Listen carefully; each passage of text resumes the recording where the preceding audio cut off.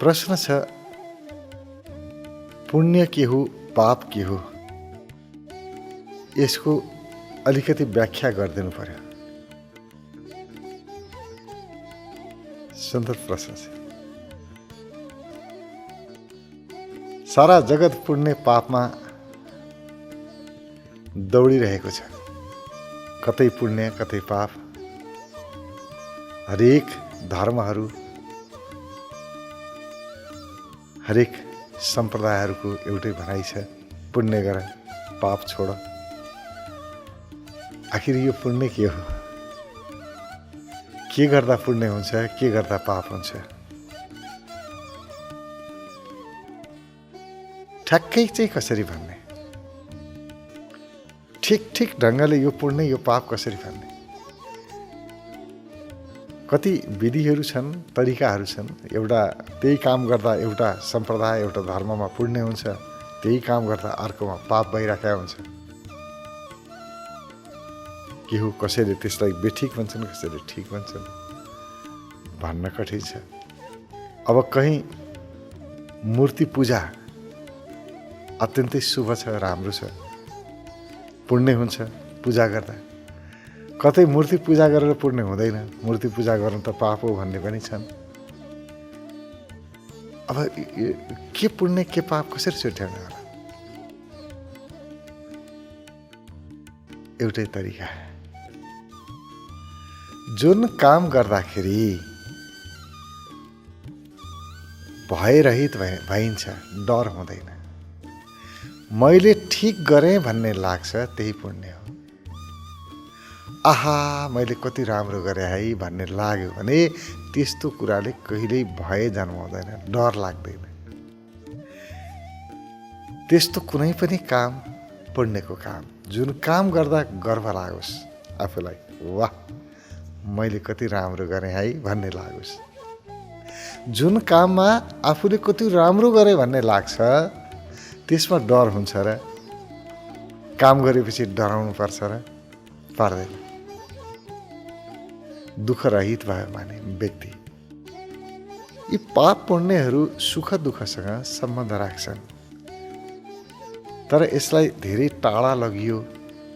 अहिले पुण्य गर्यो भने मरेपछि फाइदा हुन्छ, सुख चाहिँ मरेपछि पाइन्छ। अहिले पाप गर्यो भने दुःख चाहिँ मरेपछि पाइन्छ। बडो टाढा लग्यो।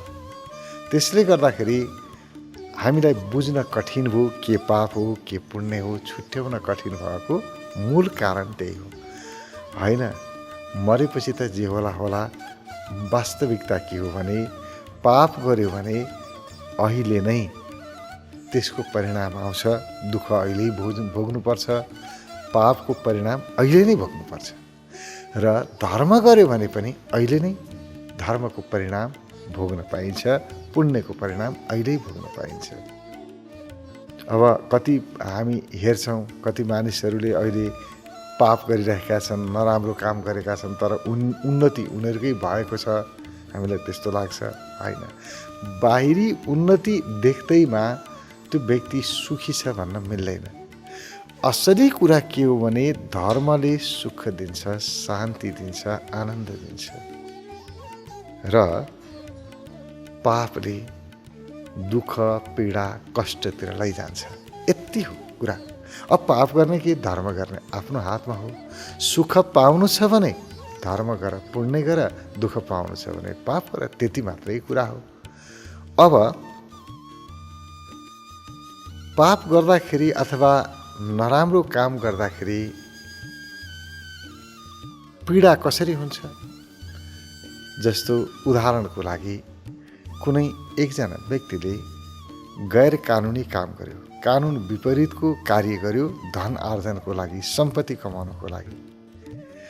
घुस खायो होला या अन्य कुनै तरिकाहरू प्रयोग होला, कानुनलाई छल्यो होला। कानुन छल्यो, पैसा कमायो। यसलाई धर्मले के भन्छ? धर्म अथवा सम्प्रदायहरूमा यहाँले खोजी गर्नुभयो भने भ्रष्टाचार गर्नु, घुस खानु अथवा अन्य गैर कानुनी काम गर्नलाई अपराधमा लिएको हुन्छ। यो यसले चाहिँ पाप लाग्छ भनेर भनिएको हुन्छ, त्यो गर्नु हुँदैन भनिन्छ। अब पाप कसरी लाग्छ त? पापको अर्थ दुःख कसरी पाइन्छ यसमा? जस्तो कसैले गैर कानुनी काम गर्यो, कसैसँग भ्रष्टाचार गर्यो या घुस खायो, केही पनि गर्यो, पैसा कमायो। अब हेर्दाखेरि त उसको पैसा देखिन्छ, अरू मानिसले हेर्दाखेरि सम्पत्ति देख्छन्, ओहो फलानले कस्तो सम्पत्ति कमायो, कति सुखी होला, त्यो कति खुसी होला, मानिसलाई त्यस्तै लाग्छ। तर उसले कसरी कमायो त्यसको आधारमा चाहिँ उसको सुख दुःख लुकेको हुन्छ। उसले गलत तरिकाले पैसा कमाएको छ भने उसले पैसा मात्रै कमाउँदैन, डर कमाउँछ, भय कमाउँछ। उसलाई मनमा लागिरहेको हुन्छ, ओहो पैसा पाएर के गर्नु, मैले यसरी कमाएँ, त्यहाँ थाहा पायो भने के हुन्छ, अख्तियारले थाहा पायो भने त ओहो फेरि जेल जान पनि स्थिति हुन्छ, भाइभरको इज्जत पनि जान्छ, सम्पत्ति पनि जान्छ, इज्जत पनि जान्छ। यति भय हुन्छ, भित्रबाट डराइरहेको हुन्छ, कसैले थाहा पाउँछन् कि भनेर। त्यही त हो पाप भने, त्यही हो। पाप भोग्नलाई पछाडि जानु पर्दैन, त्यही भोगिरहेका हुन्छ। तर अरू मान्छेले त देख्दैन नि उसको मनमा कस्तो चल्या छ, देख्दैनन्। उनीहरूले चाहिँ सम्पत्ति मात्रै देख्छन्, कमाएर लिएर आएको, अनि भन्छन् ओहो त्यत्रो भ्रष्टाचार गर्यो, घुस खायो, दुनियाँ पैसा जम्मा गर्यो, कसले के गरिरहेको छ र त्यसलाई, होइन? कसैले समाउन सकेको छैन। पापै गर्नेको फलिफाप हुँदो रहेछ क्या रे, यहाँ पाप गरेर पनि कस्तो राम्रो छ त्यसको भन्छन् मान्छेले। तर उनीहरूले बाहिरको सम्पत्ति देख्छन्, भित्र उसको मनमा के भइरहेको छ देख्दैनन्। कति पीडा भएको छ मनमा थाहै हुँदैन। त्यसकारण यो जसलाई पर्छ उसलाई थाहा हुन्छ कि, खाने मान्छेलाई थाहा हुन्छ कि मैले यसरी यसरी कमाएँ, कसैले थाहा होला कि, यसले थाहा होला कि, सबैसँग डराएर हिँड्नुपर्छ। एउटा नयाँ मान्छे देख्यो भने पनि झस्किन्छ, ओहो अख्तियारकै मान्छे त होइन, कतै पुलिस आइराखेको त छैन, कसैले भनिदियो कि, साथीहरूलाई हेर्दा थाहा हुन्छ, त्यसले थाहा पायो कि, कार्यालय गयो त्यहाँ पनि ऊ डराइरहेको हुन्छ, कसैले थाहा पायो कि, केही भन्ला कि। यही हो पाप। पैसा मात्रै कमाएर हुन्छ र पैसा सँगसँगै उसले डर कमायो, भय, पीडा सुरु भयो यहाँबाट। त्यसकारण पापको फल तुरुन्तै पाइन्छ, धेरै टाढा जानु पर्दैन, पापको फल भोग्नलाई मर्नु पर्दैन। जुन काम गरेपछि डराउनु पर्छ, जुन काम गरेपछि आत्मग्लानी हुन्छ, आहा कस्तो नराम्रो काम गरेँ है मैले, हत्तेरी गर्नै नहुने काम गरेँ, गल्ती गरेँ मैले भन्ने लाग्छ। यही त हो पाप। र यो गल्ती गरेँ भन्ने कुराले भित्रभित्रै खाँदै जान्छ। त्यसकारण यो पापबाट बच्नुपर्छ। पुण्य भनेको के हो? जुन काम गर्दाखेरि गर्व लाग्छ, आहा कति राम्रो गरेँ है भन्ने लाग्छ, आफैलाई सम्मान गर्न मन लाग्छ, आफैलाई देखेर आफैलाई गर्व लाग्छ। यो पुण्य। पुण्यले तत्काल खुसी दिन्छ। मैले राम्रो काम गरिसकेपछि त्यो देखेर अरूले प्रशंसा गर्ने त पछाडिको कुरा, अरूले राम्रो भन्लान् र खुसी बनाउला भन्ने पछाडिको कुरा, अरूले राम्रो भन्न पनि सक्छन्, नभन्न पनि सक्छन्, त्यो अरूको कुरा हो। तर काम गर्न पाएको छैन, आफूलाई आत्मगौरव हुन्छ, वाह मैले कति राम्रो काम गरेँ। पुण्य गरेर कुनै व्यक्ति डराउनु पर्दैन। पुण्य गर्ने व्यक्ति, यस्तो आत्मगौरव हुने काम गर्ने व्यक्तिहरू कहिल्यै भयग्रस्त हुँदैनन्, सदा सदा खुश रहन्छन्। बाहिरी व्यवस्था कमजोर होला त्यो अलग कुरा हो, उसँग सम्पत्ति कम होला अरूको भन्दा, त्यो फरक कुरा हो। तर सम्पत्ति हुनु मात्रै सुख पाउनु होइन, सुख मनसँग सम्बन्ध राख्छ। सुख मनको मूल हो, मनबाट नै सुख दुःख उत्पन्न हुन्छ। त्यसकारण राम्रो काम गर्ने व्यक्ति मानसिक रूपमा हर हमेशा सुखी रहन्छ। र सुख भनेकै त्यही हो। र जहाँ सुख छ त्यसलाई त स्वर्ग भनिन्छ। दुःख छ भने नर्क, सुख छ भने स्वर्ग। स्वर्ग गयो भने के पाइन्छ? सुख पाइन्छ। जसले राम्रो काम गर्छ, आत्मगौरव हुने काम गर्छ, उसलाई हर क्षण स्वर्ग छ, किनभने हर क्षण सुखको अनुभव गर्छ। र जसले आत्मग्लानी हुने, गल्ती गर्ने भन्ने लाग्ने, डर लाग्ने, गैर कानुनी नियम विपरीत कामहरू गर्छ, त्यो व्यक्ति सदा सदा पीडा भोगिरहेको हुन्छ, नर्क भोगिरहेको हुन्छ। अहिले यही टाढा जानु पर्दैन। र कति ठाउँमा एउटै काम गर्दाखेरि पुण्य, कति ठाउँमा त्यही काम गर्दाखेरि फेरि पाप भइरहेको हुन्छ। यो किन? त्यो किनभने प्रत्येक समाजमा, धर्म सम्प्रदायमा आफ्ना नियमहरू छन्, आफ्नै संस्कारहरू छन् र आफ्नो नियम जे हो, समाजले बनाएको नियम हुन्छ, राज्यले बनाएको नियम हुन्छ, प्रकृतिको नियमहरू हुन्छ। त्यसकारण यो कुनै पनि प्रकारको नियमलाई उल्लङ्घन गर्नु चाहिँ दुःख निम्त्याउनु हो। अब एउटा समाजमा एउटा काम गर्नलाई नराम्रो मानिँदैन। अब कतिपय देशमा हेर्नुहुन्छ भने महिलाहरूले अलिकति पनि शरीरको अङ्गहरू देखायो अथवा अनुहार नै देखायो भने पनि त्यसलाई पाप ठानिन्छ। अलिकति शरीरको अङ्ग देखाउनु हुँदैन, त्यसलाई नराम्रो मानिन्छ भने कतिपय ठाउँमा अङ्ग देखाएर हिँड्नु, थोरै कपडा लगाएर हिँड्नुलाई पनि राम्रो मानिन्छ। आहा, कति राम्रो फेसन इत्यादि हुन्छ। भनेको मतलब के भने त्यही लुगा लाउनु कुनै ठाउँमा अपराध मानिन्छ भने कुनै ठाउँमा त्यो लुगा लाउनु राम्रो मानिन्छ। गरेको त एउटै काम हो, तर कहीँ त्यस्तो छोटो लुगा लगाएर गयो भने कारबाही हुन सक्छ। त्यहाँ त्यो देशमा गएर छोटो लुगा लगायो भने अपराध बोध हुन्छ। ओहो, मैले गल्ती गरेँ है, यस्तो लुगा लाउनु हुँदैन थियो, या मैले लगाएँ, अब त्यही कुरा पाप भयो।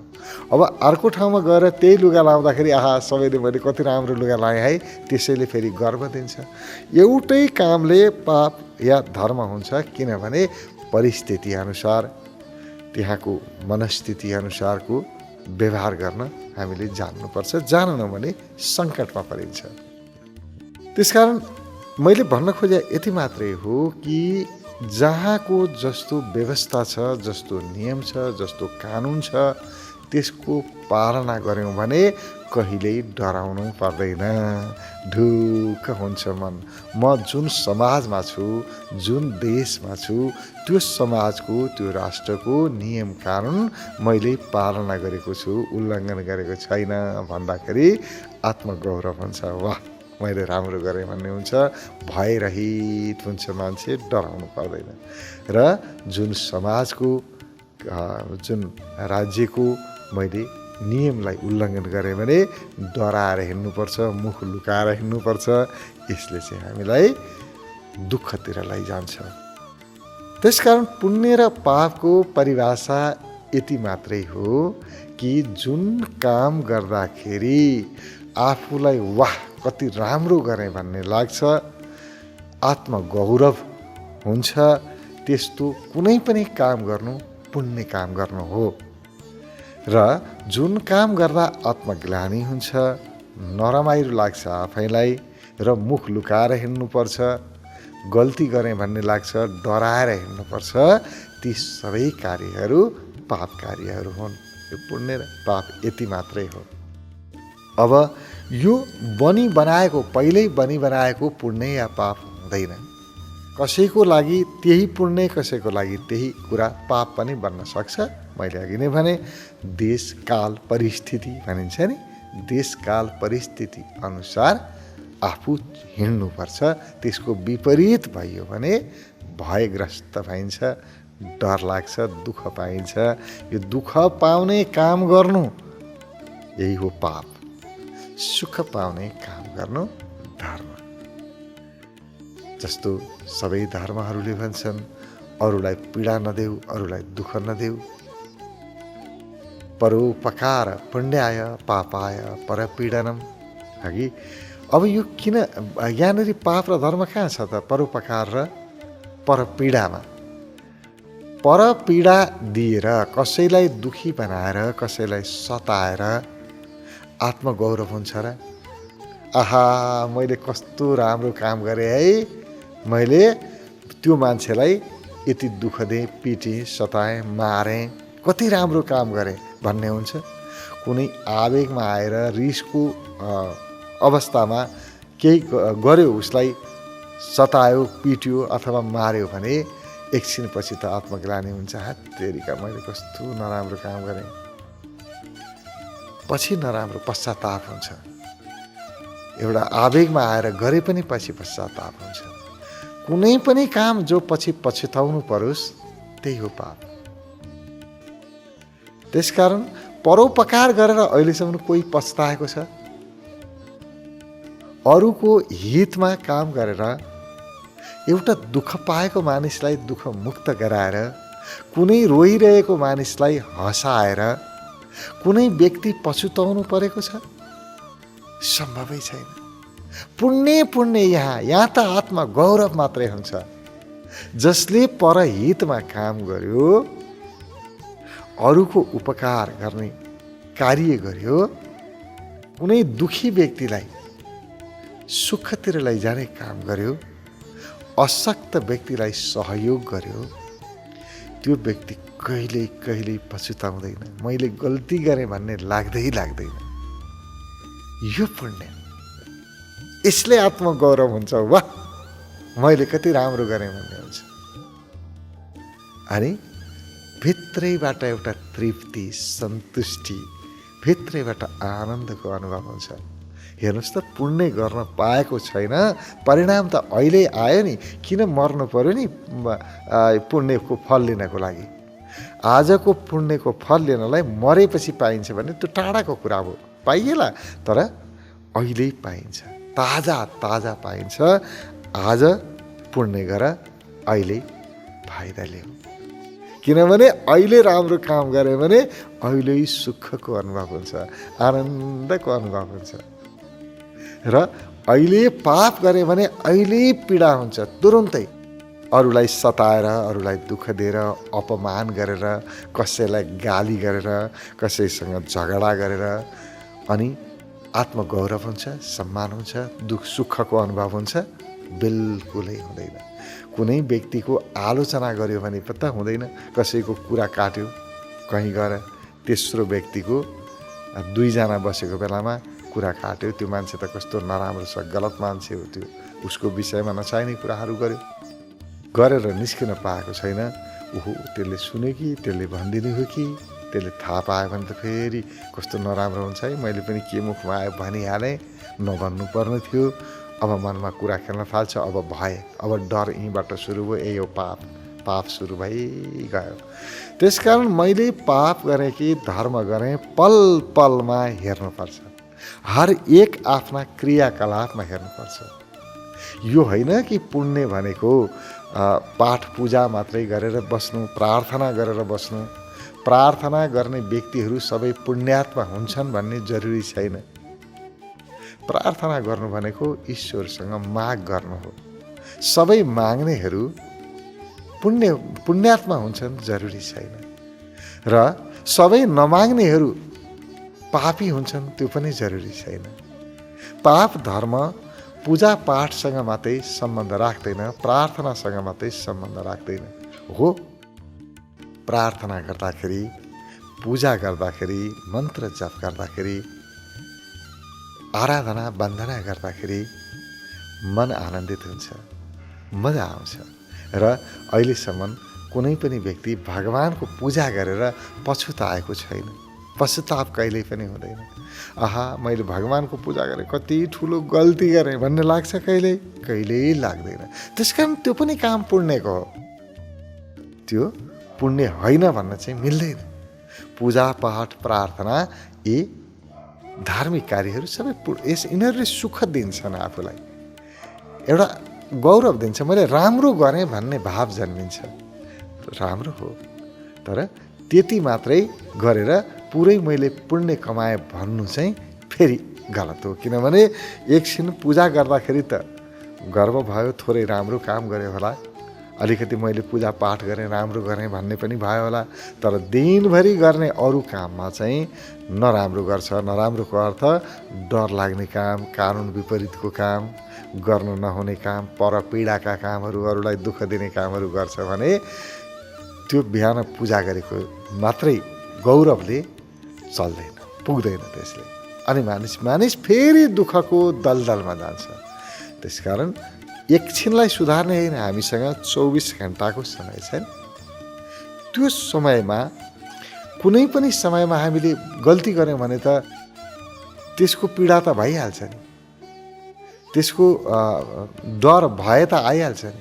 त्यसकारण कुनै पनि समय मैले गलत नगरौँ, आफूले आफैलाई कस्तो नराम्रो गरेँ भन्ने स्थिति नआओस्, आफूले गरेको कामबाट आफै डराएर हिँड्न नपरोस्, आफैले गरेको कामबाट आफू समाजमा मुख लुकाएर हिँड्न नपरोस्, त्यस्तो कर्म गर्नु यो पुण्य हो। जुन काम गर्दाखेरि मुख लुकाएर हिँड्नुपर्छ त्यस्तो काम गर्नु पाप हो। पाप र पुण्यको परिभाषा यही नै हो। पाप गर्ने व्यक्तिहरू अहिलेबाट दुःखतिर अगाडि बढ्छन् र पुण्य गर्ने व्यक्तिहरू अहिलेबाट सुखतिर अगाडि बढ्छन्।